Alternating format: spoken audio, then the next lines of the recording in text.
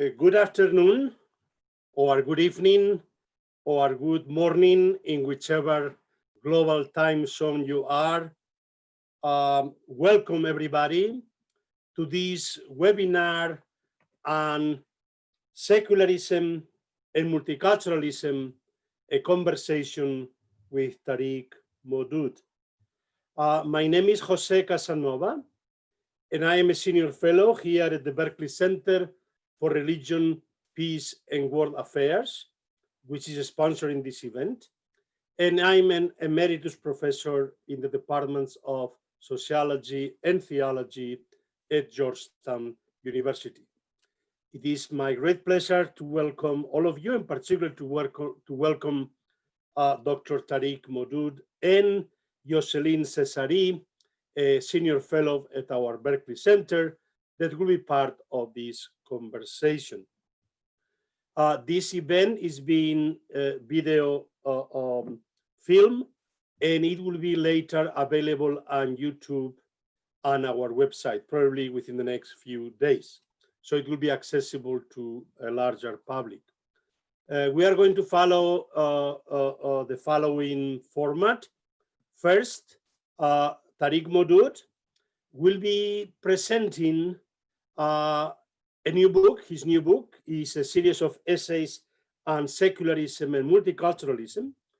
We were planning to have this event last spring presentially, but then COVID came and we had to postpone this event. But we are very glad to be able to have this conversation today. Tariq Modood has been a guest at our center several times, and we are very pleased, Tariq, that you could join us today again, although virtually. He's a foremost expert precisely on those topics, a pioneer, a scholar on those topics. He is the founding director of the Bristol University Research Centre for the study of ethnicity and citizenship. He will present for around 15 minutes, and then Jocelyne Cesari, my dear colleague and senior fellow at the Berkley Center, will have a response. And then the three of us will have a conversation. This altogether should be 45 minutes. And then we'll have 15 minutes left for a question and answer section from the audience. So please, there is a chat and there is a question and answer symbol, flag icon at the bottom of your screen. Please do write your questions and we'll transmit these questions to Professor Modood for his response. Without further ado, again, welcome everybody, and Professor Modood, the floor is yours. Thank you very much, Jose, and thank you also to Jocelyne for participating. It's a shame we can't do it in person, but it's very good that we can do it online and people can join us from all over the place. And I'm very pleased to be hosted again by you, Jose, and the Berkley Center. So, essays on secularism and multiculturalism. I start the book with racism, anti-racism, and multiculturalism. And this takes two forms. Firstly, I try to go beyond just talking about color racism and talk about what I call cultural racism, which I think of as a kind of two-step racism. That is to say that color or descent, phenotype marked by descent can be one aspect of it, and perhaps, the prior aspect. But the secondary aspect is where a group identified in that kind of way, say identified as Arabs or South Asians or something like that, are then given negative cultural stereotypes. Stereotypes nothing to do with biology, but to do with their culture, customs, religion, obviously, is an example, and so on. And I try to go beyond anti-racism. This is the second thing I try to do here, because I focus on recognition, a concept borrowed from Charles Taylor, who has made it central to multiculturalism. Recognition of identities which are meaningful to minorities who have been racialized or othered, by extending the concept of citizenship to include two features.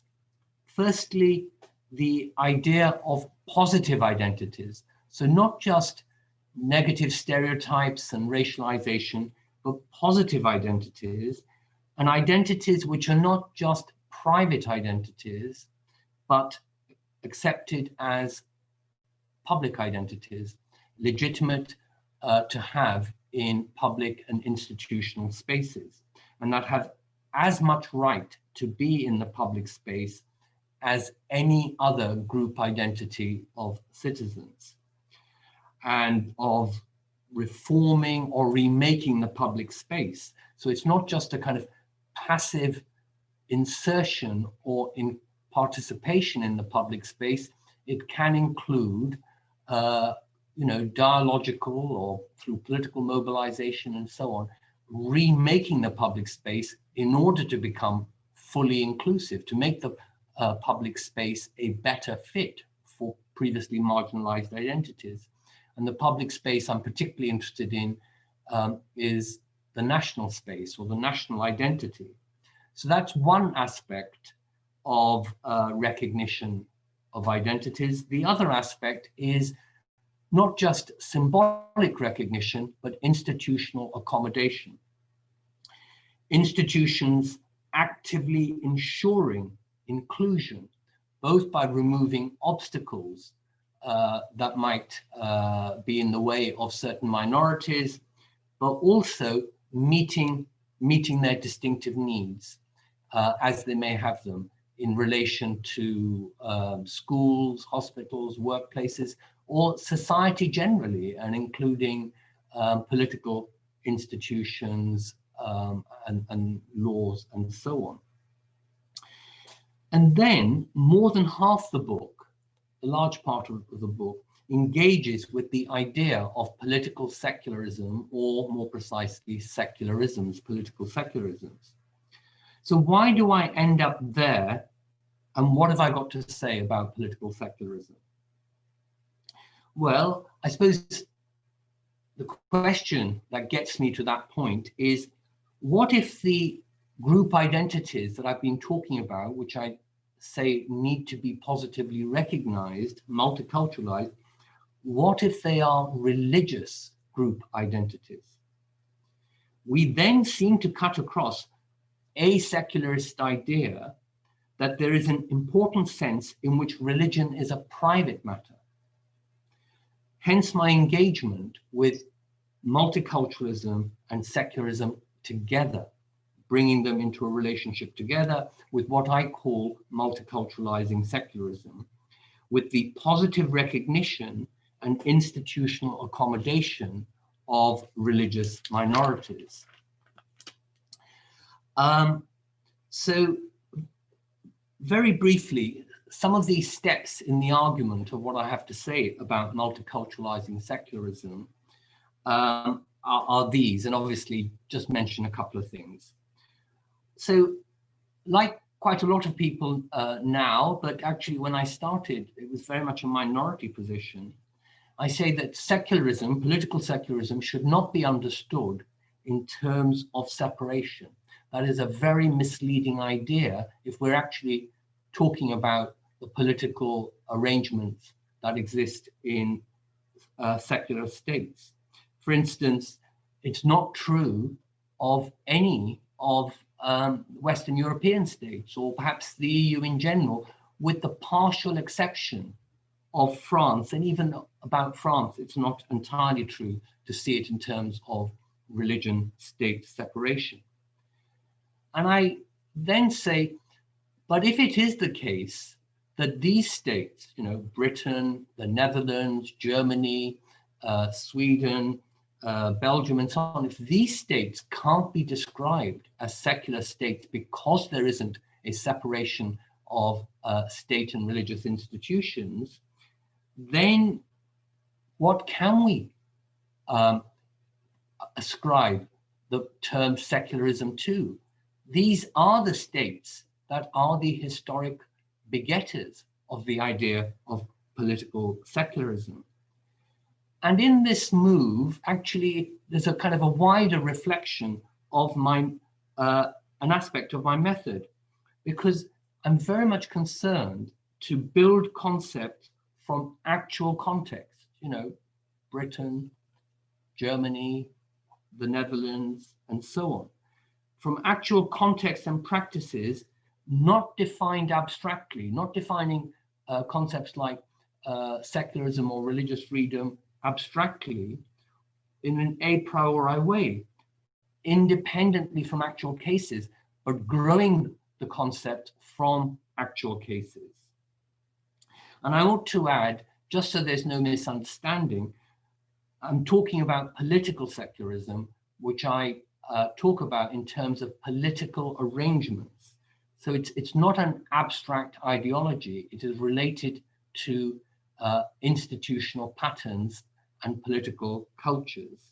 And it's certainly nothing to do with things like atheism and so on. And I characterize the countries that I've been talking about and which I focus on, and above all, Britain, I characterize the kind of secularism that exists here as moderate secularism. And I construct what might be called a Weberian ideal type of this moderate secularism based on 5 features, which of course I don't have time to go into now, but I'll mention one feature which I think is important and which may be controversial. And that is that I think that in moderate secularism, in countries like Britain, Germany, and so on, religion, organized religion, is seen as a potential source of public good and of course harm. So it's seen as a public force, a public presence, in the main, a legitimate public presence. And that is why the state gets involved, i.e. to enable the public good and to check the potentials for public harm. And this includes, for instance, and this is probably the single biggest fiscal feature, includes the funding of faith schools in these countries, and as I say, across the EU, and religion, the teaching of religion, sometimes the worship of religion in state schools. And so it should be clear that what I'm talking about secularism is not narrowly about questions like establishment. Yes, in Britain, in England, we have a Church of England as an established church. But what I mean by moderate secularism is much wider than that in terms of state organized religion relations. And so if we're talking about the public good, as I think we should be when we talk about moderate secularism, then we're in exactly the same space as multiculturalism. As a few minutes ago, I explained that multiculturalism was about the recognition or positive inclusion symbolically and in all other ways to do with citizenship of public identities and not privatizing certain identities. However, unlike Weber, my ideal types are normative and do normative work. I think what I call moderate secularism has reasonable purposes, for instance, can be justified and can be adapted for multicultural purposes. So what does it mean to multiculturalize moderate secular states, contemporary Western European states? It's about attending to how they might alienate or marginalize religious minorities and positively to include such groups. And therefore, I work with not what some people think of as and this is a vocabulary that people might be familiar with from Charles Taylor, not a subtractive, but an additive understanding of inclusion and multiculturalism, or what I call equalizing upwards. how to include groups like Muslims without dispossessing Protestant churches or the Catholic Church and so on. So it's a multiculturalism that is very sympathetic to historical majority identities and institutions, but it's not majoritarian or a form of majoritarianism, because the thing that I insist on, and this is the multiculturalist part of it, is that minorities' distinctive needs need to be accommodated and not judged by majority requirements. To take a very simple example, kosher food or halal food should be provided by state schools for pupils and staff, regardless of whether Christians have a dietary need or not. So you don't say to Jews or Muslims, why should we provide you with a specific diet, a religious diet? We don't do this for Christians, so we shouldn't do that for you. An argument that is used in certain parts of Europe, above all, is regarded as an egalitarian argument in France. And I don't think it is egalitarian at all, not in a multiculturalist way anyway. And I try and expound on the alternative idea of multicultural equality. But at the same time, I speak of and focus on commonalities and common identities, which also need to be cultivated. So it's not a passive focus. It's something that citizens and the state have to do actively, and not least a national identity, which can be remade, has to be remade in order to be inclusive. So citizenship is an identity, not just a bundle of rights and duties. And the highest level of citizenship, of identitarian citizenship, is where it enables a sense of belonging amongst its citizens to each other and to the political community. But all citizens must be able to aspire to that sense of belonging. And I think that's what multiculturalism tries to achieve. So that's what I try to do in my book. Thank you very much for this concise but very, very good summary precisely of your topics. I mean, we've been discussing those things for many, many years, and obviously every time there's a new element added to this conversation. Thank you so much. Now, Jocelyne, the floor is yours, please. Thank you. Thank you, José, and thank you, Tariq, for the book and for this presentation. I have read the book, I enjoyed it, and there are two aspects in the book. You indeed, as you said, there is a part that is about the diagnosis of what's the current crisis. And then the second part, which is more offering alternative to get out of the current dilemma you just described. So I'm not going to focus on the diagnosis because it's superbly done, and you have wonderful crafted words to talk about demonstrating, and I quote you here, how British Muslimness is the unwanted and illegitimate child of multiculturalism, and this diagnosis is there.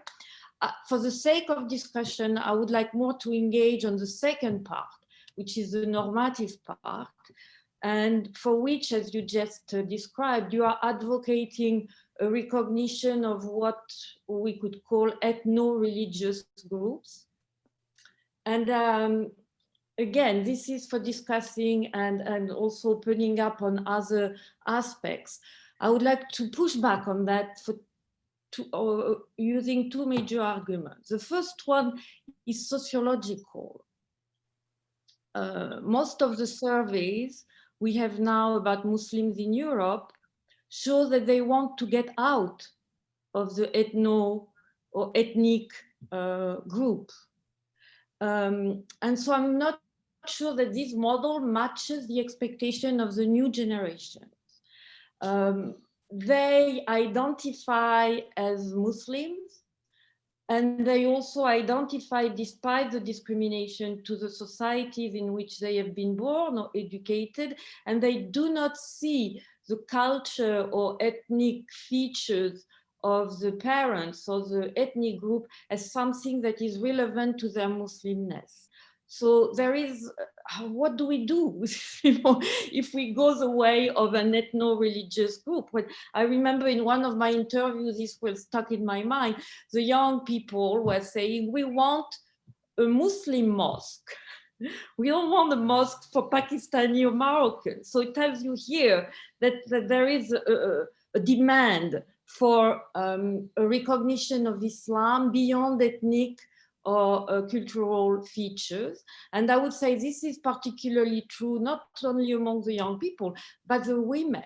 Muslim women are not happy with the ethno-cultural model that they see as oppressive on them. And you have a whole tendency among Muslim women, not only in Europe, but it matches also the expectation and demands in Muslim majority countries to get out of the culture, to see the culture as a way to maintain patriarchal interpretation of Islam. So that would be my first point. The second point is about, I would say, the status of all religious minorities in Europe and the institutional aspects you also mentioned.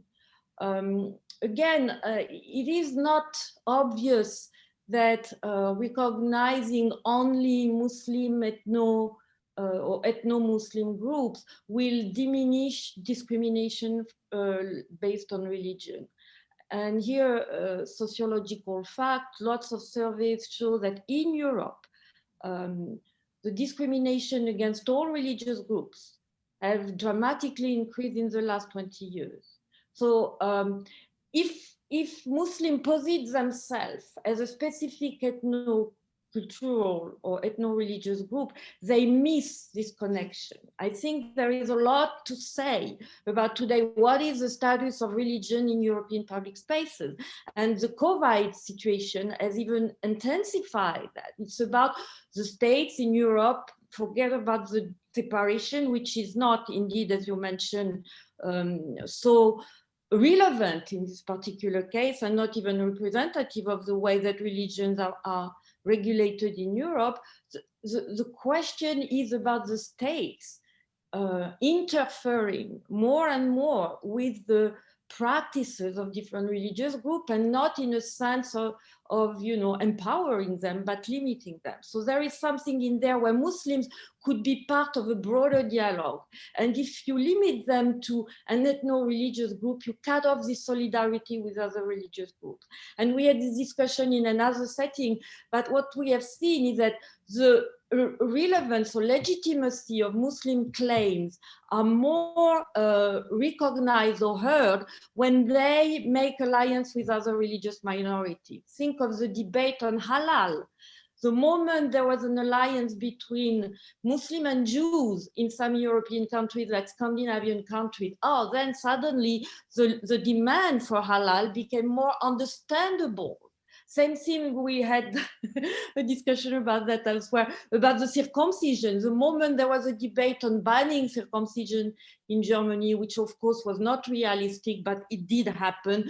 The moment the Jews came to the fore and said, that's not a Muslim thing, that concerns all of us, then there was a battle. So you see, if Muslims are defined through the ethnic first, they miss this possibility of more mainstream and greater legitimacy and possibility of alliance building.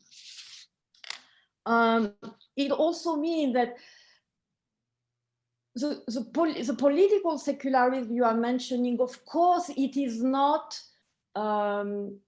applied in a fair way, but by the rule of law, there is recognition of Islam. You mentioned it several times in your book.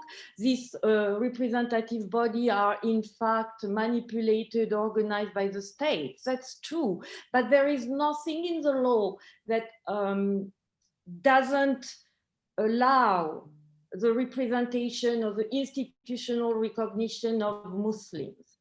And I think the question is not only institutional. The other aspect that you do not expand much more in the book is the societal level of secularization. And I think that's where the questions are the more intense. It's about the social recognition of Islam in spaces where other religious groups have learned to privatize as much as they could, or to use the language of Charles Taylor, to build buffer cells, you see.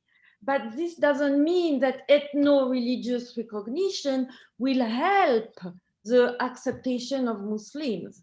Actually, it can even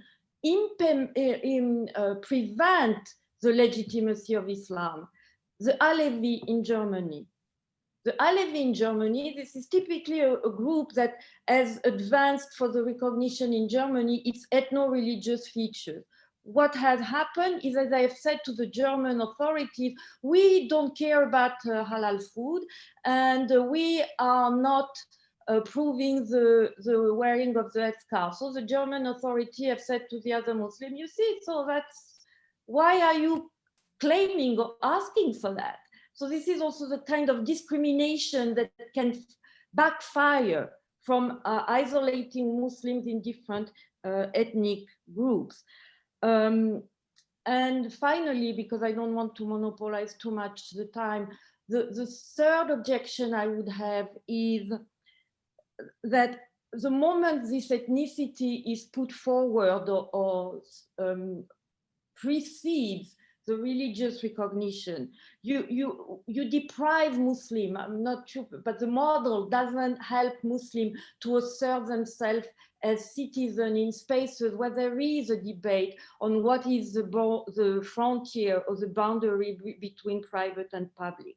And I have written a lot on that, but most of the issues of Muslim, even if they are covered or instrumentalized through ethnic issues, race, there is a way to distinguish between what is racism and what is religious discrimination. And lots of the issues that Muslims have encountered about Islam, not about socioeconomic status or racism, is about secular justification, meaning a lot of the Muslim leaders in Europe do not work or operate in terms of public discourse within the secular parameter. And this is a problem.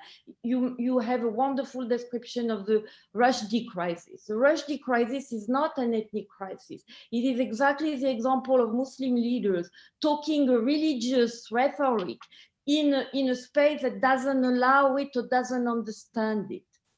And the second one is indeed the continuous tension between individual and collective rights. But this is not particular to Islam. This is particular also to other religious minorities.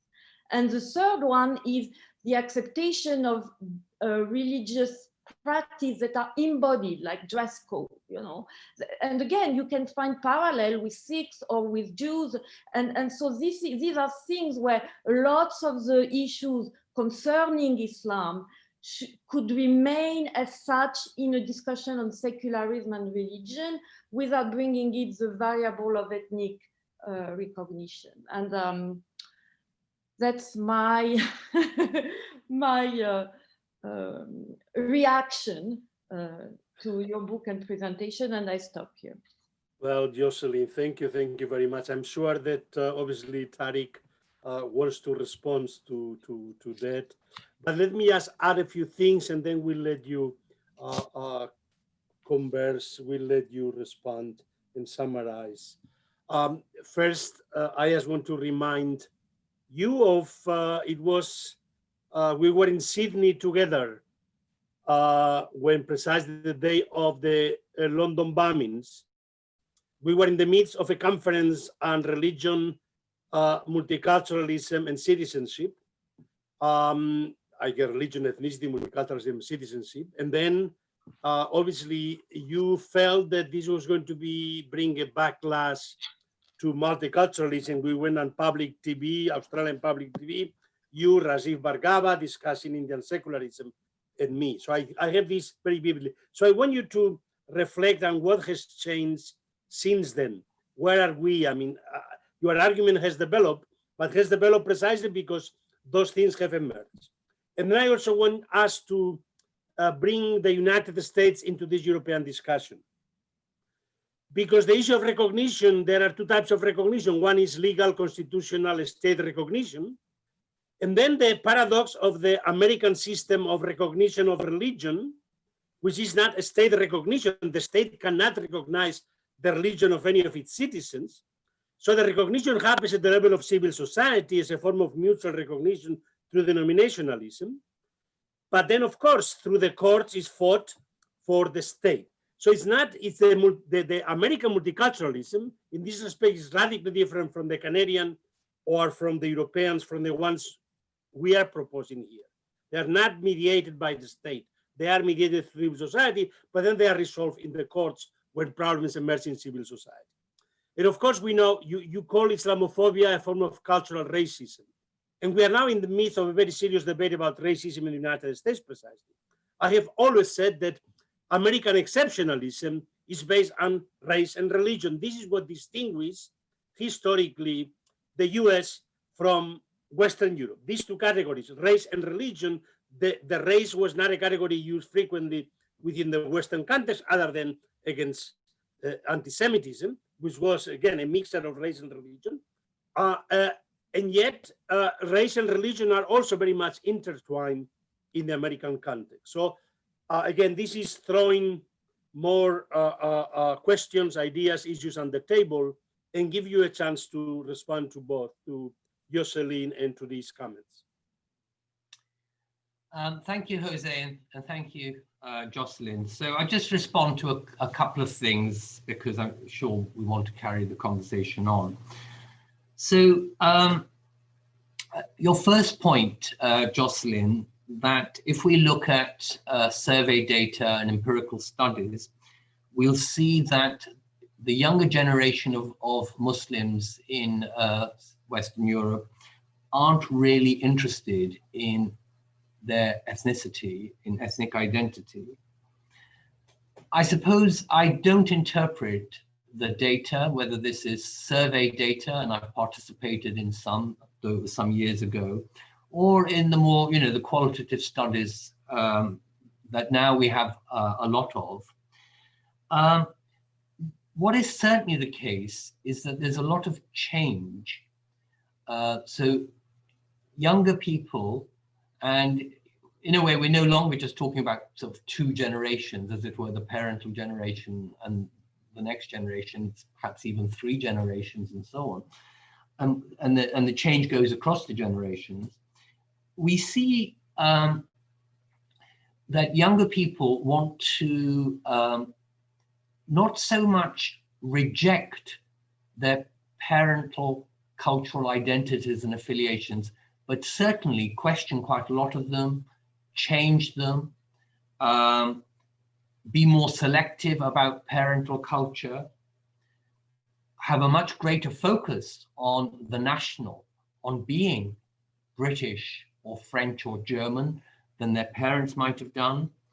And this can also involve rethinking what Islam means to them in their personal lives, as well as Islam in society, or being Muslims in society, or being Muslims, in the world, geopolitically and so on, the place of Islam in the world. So I see a complex set of politics or concepts coming into play. Some of them are ethnocultural, some of them are more focused on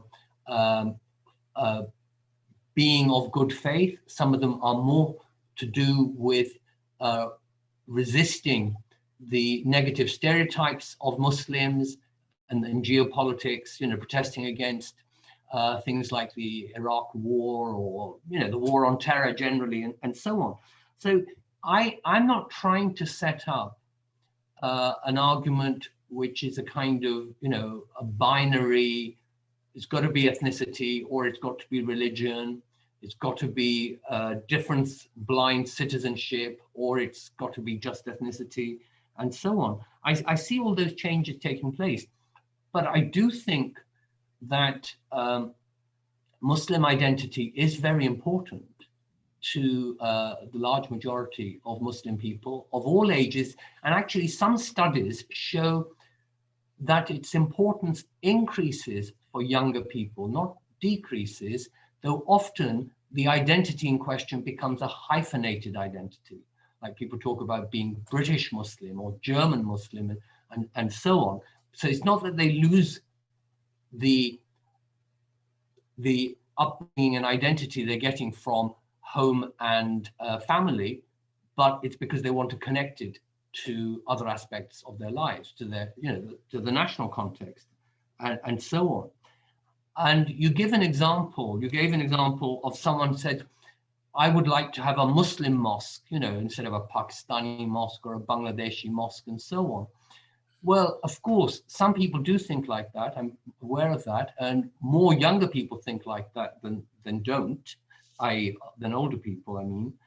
But it's not how the world is. It's not how Britain is. So I have some data, which I have on pages 6 and 7 of my book, that of the more than 1,100 mosques in Britain for which data are available, the large majority are mainly monoethnic, and fewer than 5% have a multi-ethnic management committee. Now, I would expect that to grow over time, but beginning with such a low figure of less than 5%, we're not going to have a complete change in 10 or 20 years. And one other thing I'll just respond to before I then pick up some things that José said is the focus on interfaith alliances. I don't think there's any aspect of my argument that is an obstacle to that. So I'm not exceptionalizing Muslims. In fact, in one of the chapters on the book, the chapter that discusses the Commission on the Place of Religion in Public Life, some people might read it as an over-optimistic view of how religious communities can come together, and not just minority religious communities. I include the Anglicans and Catholics and other Protestant denominations in that as well, because there is a sense in our societies where all religious people are becoming a kind of minority anyway. So I'm not kind of against any of that, and nor am I only saying that interfaith alliances are what's important. I talk about all kinds of political alliances, including anti-racist alliances, alliances for multicultural equality with groups whose primary emphasis might be on being Black British rather than a religious identity and so on. Turning to your very intriguing question, José, with its reminder, its reminiscence of that we were in Sydney at the time of what in Britain we call 7/7. So this is the 7th of July attack on the transport system in central London, organized by a number, 4 active participants who were young British Muslim men who blew themselves up and so on. Perhaps most people know about it. So, and you were asking me, so that was 2007, how things have developed. I believe it was 2005. 2005. I got the 7 mixed up, yeah. So 7th of July in 2005.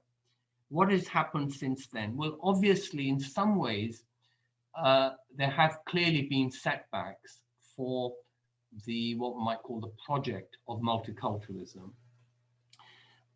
Issues around security have come to dominate in the way that they certainly didn't before 9/11, and in Britain, they really took off with these terror attacks in 2005.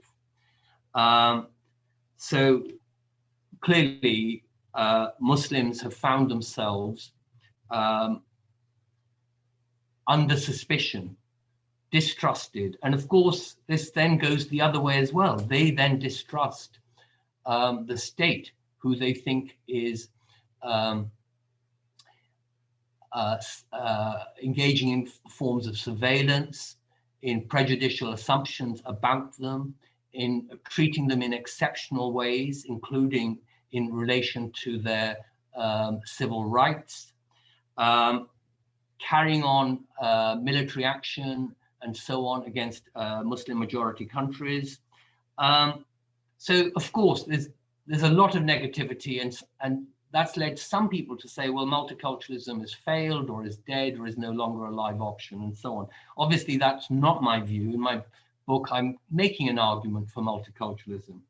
So the areas where I'd say that there have been some advances is, I think, for instance, in our discussion of British national identity, and I think this is less true, but still true in other European countries relative to 2005, that our ideas of national identity have become pluralized, multi-ethnicized, multi-religionized. So I think we are much more open to the idea of a multicultural British national identity now than we were in 2005 or previously, 1995, if you like.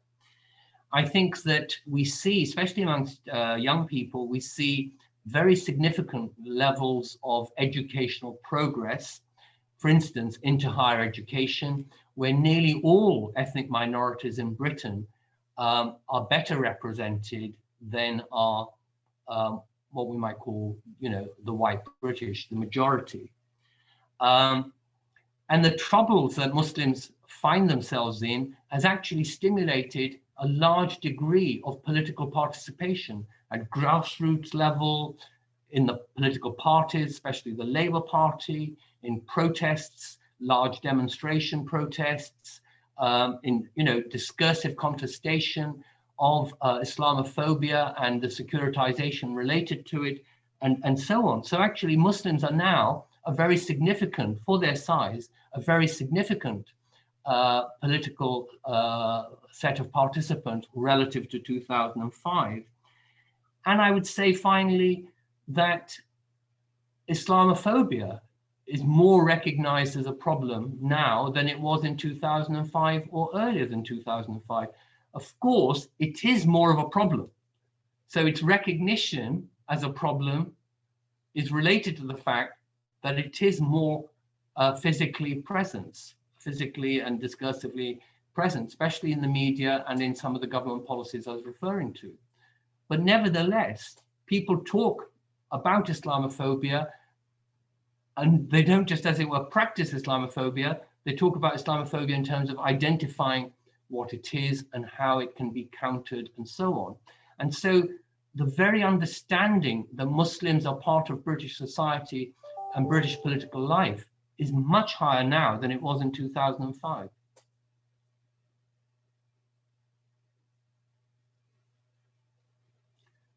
Unmute. Okay, very good. We actually have 15 minutes left. So unless, Jocelyne, you want to add something, I would rather go to the question and answer to give the audience some chance and for Tariq to respond. Yeah.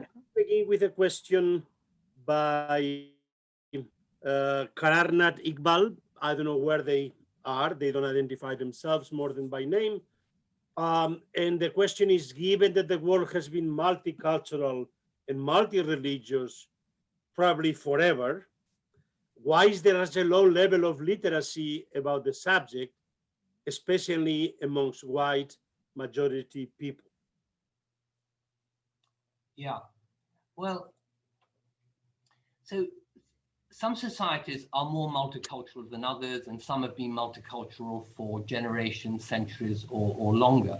That's not the same thing as multiculturalism.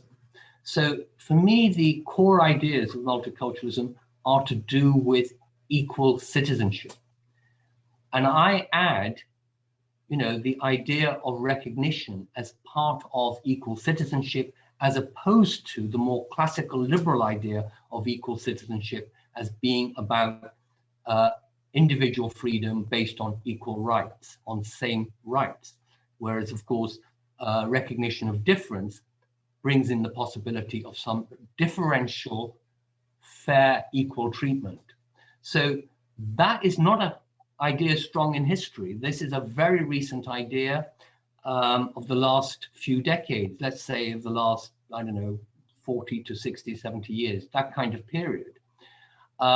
Most historically multicultural societies have been authoritarian, often empires, but it is true that people of different cultures, languages, and religions have been able to live successfully together, cherishing difference, cherishing other communities, and that some of the places where this has happened successfully before the 20th century include the Middle East, usually under Muslim governance, under Muslim rulers and institutions, includes South Asia, again, often under Muslim rule, but not only, also in periods of Hindu or Buddhist rule, or all kinds of mixtures and so on. So I think it is true that there have been multicultural societies in various parts of the world, and that Europe, if you like, is one of the places that is least multicultural, or at least multi-faith, because it is so much, for such a long period of time, a mono-religious continent, though of course there are lots of divisions within Christianity, Catholic and Orthodox, all the Protestant churches and so on. But nevertheless, after the defeat of Muslim kingdoms, it is largely a European Christian continent. So that, and the rise of nationalism historically, is perhaps the answer to why there is so little multicultural literacy today, relative to what we might have seen in some other societies previously. And in some ways, we're kind of passing each other by, because some of the societies that I just referred to, like the Middle East, are now less multicultural than they might have been 100 or 200 or more hundreds of years ago. And we are learning to become more difference respecting, or diversity friendly, both in our public institutions and norms, as well as in our private lives. So there's a kind of cross-going, but also that I think the Multiculturalist project is more ambitious than the multicultural societies of the past. Let me bring together two different questions related on secularism.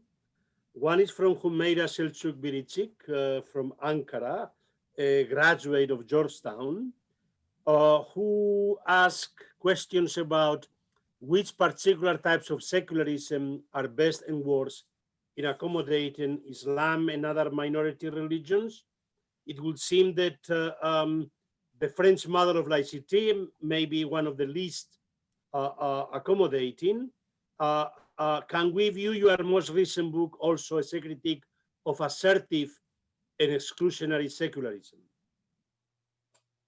Yeah, definitely. And let me then add the second question concerning Talal Assad's concept of secularism.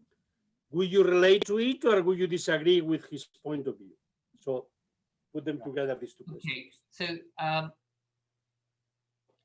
multiculturalism and Republican laïcité are incompatible. So if our only understanding of secularism was a kind of, what I call radical secularism, but I'm very much thinking of French laïcité, then we'd have to say that secularism is anti-multiculturalism and vice versa. But as I briefly said, and as my book says in more detail, in many ways, laïcité is the exception, not the norm, of political secularism in the 20th and 21st century. It has some influence in other countries outside France as well, of course, and across different parts of the world as well, partly because of the French Empire and so on. But it's really not the most commonly found versions of secularism, which, as I say, certainly in Western Europe, are much more religion friendly and are not hostile to the idea of state institutions and religious institutions being mutually supportive or having shared goals, and so on. So, which is best for accommodating Muslims? Well, obviously, laicite is not, on the basis of what I've been saying. A place like Britain, I think, does better. But of course, it's all at the moment a learning process. I think, in a way, we're just at the beginning. A lot of people say multiculturalism is dead. I think we're in the very early stages of multiculturalism, and we're going to be learning and multiculturalizing our societies and polities to a greater extent. Then the other question about how do I relate to Talal Assad's concept of secularism or work on secularism? Well, I think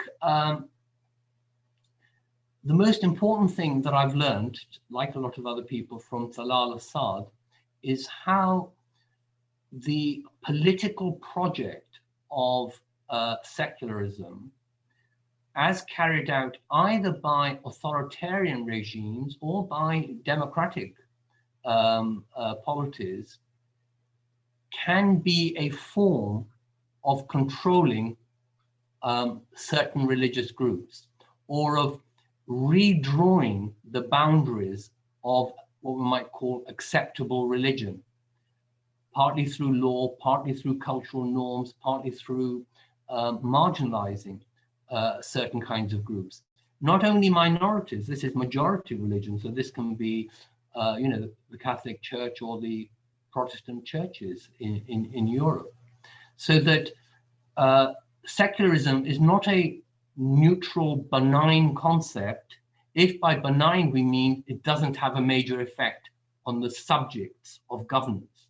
It clearly does. So that is a very important thing for Talal Assad to have emphasized at a time when other people took kind of naive views about political secularism.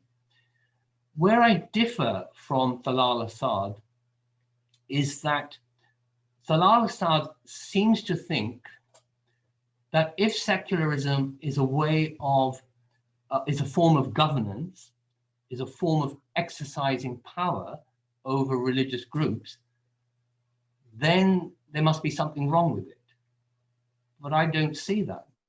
I mean, governance and power are important things. We couldn't possibly have a multiculturalism without a state trying to promote it, and that state must then have power, and people must empower it, and so on. So I'm not against power as such. The question is, what kinds of power relations and institutions and legal formats you're in favor of, and which are the ones that you think are undesirable?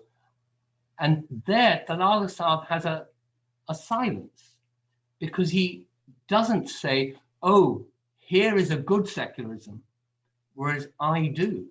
I say, not for the world everywhere and at all times, but for us in Western Europe at the moment, I say, actually, moderate secularism is a pretty good form of secularism, and we need to multiculturalize it, and it is capable of being multiculturalized, unlike laicite, where we're forced to choose between laicite and multiculturalism. So I think that's how I relate to Talal Assad. I think one should distinguish, talking of laicite, the model, the ideology of laicite, and the practical realities of accommodation in France. But nonetheless, Jocelyne wants to add something to our conversation. Please, because since you have started talking, as a question of common secularism, and I would like to pick up also to expand the debate. There was a question on the $1 million question, how do you define secularism? I mean, what I found helpful and there are three levels that we do not address together, and I think it's part of the issue. There is indeed the institutional level. How does the state regulate religious organization? The societal level, I'm talking under the control of and the individual level, the personal decline of religiosity. The problem is we take this as granted and going together, while nowhere, even in the old ancient secular democracies, these three levels are the same. And so most of the questions in Europe about Islam are not at the institutional level. José it's at the societal level. And that's why there is a common ground between a so-called separation country like France and all the other European countries, because Europeans have some kind of resistance to the social visibility of religion. You take America, it's the opposite. There is Muslims have less problem in America because it's legitimate to be a good citizen and a believer. So these are the things you can look at and not take them all together, squished together. There was a question on India. I love India for one reason, because if you take this ideological vision of secularism, India doesn't separate institutionally. Religion is very present in social life, and people are religious or define themselves as religious. But India is still a secular democracy, or defined as such. Why?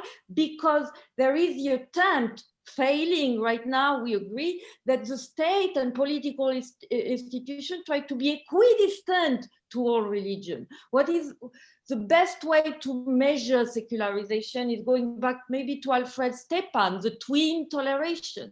How much does the state impinge or refuses to impinge on religious group, but also how much religious group accept that the state is not their property. And then you can evaluate different kind of secularization, and on both dimensions that are both ways and continuously interacting, not even the so-called secular European democracy score well. You know, so that's a kind of addition I would like to make, because there was a question on India and defining secularism. I mean, in India, I may add, I was just 2 days ago, I listened to a lecture by our very close friend Rajiv Bhargava in Mumbai on the future of Indian secularism, and will be on YouTube, and you should really, really listen to this lecture, because it both presents the model of Indian secularism, both the positive normative model, the reality, the difficulties today. But I do urge you to look at his work, particularly this most recent lecture. Let me add 2 questions which are related, although they point actually in different directions. One says, come from Suhila, who is an Algerian PhD candidate at the University of Southampton. And she asked, to what extent do you think that anti-Muslim sentiment and stereotyping may push Muslim individuals to adopt a more secularized perspective? This is one part of the issue. The other, however, is, let me see, from Karamat Iqbal again, some struggle for recognition in the public square by Muslims appears to be creating the conditions for such recognition for practicing Christians who at times struggle in the face of secularism. So again, those are 2 questions, how individuals respond to these forces, but in opposite directions. So please, Tariq, what is your perspective, your view on these dynamics? Yeah. So I think the kind of constant public criticism of Muslims and things Muslim, what some people have referred to as Muslimness, I think that it may well have the effect on some people of wanting to downplay their Muslim identity, certainly make it less visible so that it's less contentious, constantly a topic that arises when they don't want to talk about that, they want to talk about something else, and so on. And so the question, does it make some Muslims more secular? Well, it could do, more secular in appearance or their lifestyle. Yes, it could do. I actually think probably, if anything, the direction of travel is the other way. I think the presence of Islamophobia stimulates Muslim identity. And this is the standard pattern that we have over the last 75 years or so since the Second World War. Sexism triggers off women's sense of identity and feminist political and social and intellectual projects. Racism is a force that creates Black identity. I mean, it doesn't create it, but it can give Black identity a new salience. People say, I'm Black and beautiful, or Black and proud, and so on. So similarly, I think what one might call Muslim proud identities have been stimulated to some extent. And sometimes people just feel the force of circumstances. So it's not that they want to wave a flag about being Muslim or something. It's just that people defend themselves. They react to the constant criticism. So I personally would say that though the direction of travel can be both ways, it's not really at the moment, especially amongst young people, in the direction of conformity. Perhaps over their longer life it might be. And I was making notes about this question, so actually I didn't really pick up Karamat Iqbal's second question, and I looked it up in question in A, but I tried to look it up, but I didn't find it. I'm Googling. I dismissed it because I thought it was already asked. Basically, it was about how it may actually help Christians precisely that feel also discriminated by secularist ideas to find an identity. So it may help Christians which find themselves under a secularist context to reassert their own identity. Yeah, so I do hear some Christians say that. And there's both a positive and a negative aspect of that. So the positive aspect would be where some Christians say, well, perhaps we have been too shy, too embarrassed to emphasize our Christian identity in public life or in public places. And if Muslims can do it, we can learn a lesson from that, and we can all become a more a society where religious identities are not marginalized. That's the positive way, and to some extent that does happen, and it relates to some of the things that Jocelyne was saying about interfaith alliances. But some Christian identity trends at the moment are actually negative, where people are saying, I don't go to church, I don't really believe all that stuff that I was taught at school or by my parents, but I know I'm a Christian, and this is a Christian society or a Christian country, and we don't want Muslims telling us what to do, or there's too many of them, and so on. So that obviously is not a very desirable basis for alliance with Christians. Unfortunately, we're already past our time. There are some other questions, and if you, Tariq, would like to, there are some practical questions about school curriculum and what parents can do about their children abandoning their religious tradition and so on.